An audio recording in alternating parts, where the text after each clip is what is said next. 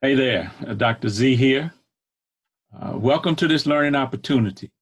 Today, we're going to talk about how to measure organizational health and employee engagement. So the backstory, there was an employee that complained to one of the board members about not feeling respected. So the board member charged the CEO to conduct a company-wide employee engagement survey. Well, why would they do that? Well, they didn't know how people felt about the organization.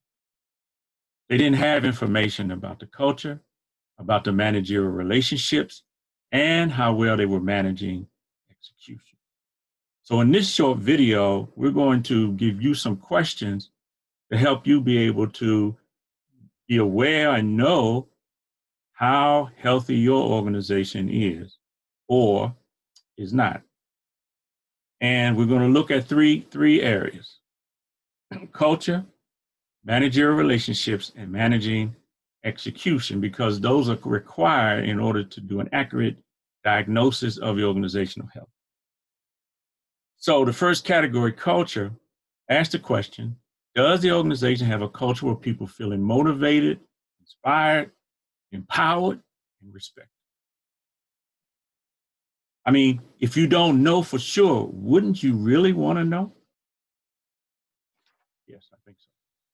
So understanding culture means you want information on how people are feeling respected, that's employees and managers. You want to know about trust as well as teamwork and cooperation. And we know everybody wants to be respected. It means honoring the worth of people and their contribution. But if respect is not present, then isn't that going to affect organizational health, productivity, and profits? Yes. Second, trust is developed by integrity, keeping one's word, and being vulnerable. You know, being willing to say, hey, I made a mistake, my fault, I need your help, your idea is better than mine. Because when we're vulnerable with each other, there's going to be more trust. Now, why is trust so important? Because if you don't have trust, then people are going to avoid the necessary conflict that comes up. I mean, conflict's not a bad thing. We can deal with it in healthy ways, but we got to have trust first. And if we don't have trust, we don't deal with the conflict healthfully, then that's going to impact commitment negatively. We're going to avoid accountability and won't pay attention to the results. Again, affecting productivity and profitability. And then the third under culture is teamwork and cooperation. Do people feel like they're on the same team? Are they collaborating effectively with each other? If so, it's great, because you know the old saying, teamwork makes the dream work. It's true. But if that's not there, then the implication is that people are competing with each other, holding back from each other. And that's all a negative energy. The second category is managerial relationships. You want to know, do managers motivate their employees to give their best?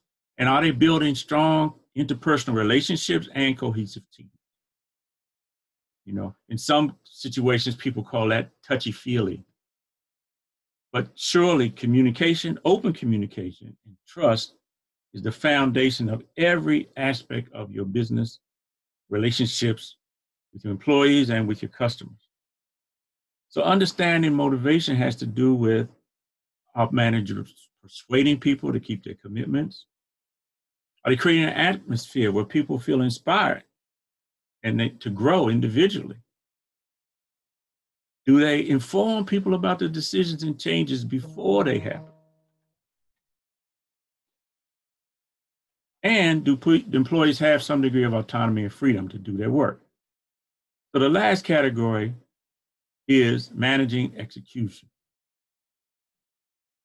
And you want to know, are goals and expectations clearly defined, and are people being held accountable for them? Do managers plan effectively and follow through on their commitments consistently? Because when the goals and expectations aren't clear, then we're going to have confusion, And of course, that impacts productivity and profitability. Under managing execution, are employees getting constructive feedback consistently? And we know this new generation, they want feedback regularly because everybody wants to know how well they're doing. And feedback that's constructive, I don't call it criticism, I call it constructive feedback, is a gift because people want to know what's working, what's not working, and what they need to do differently to grow and improve.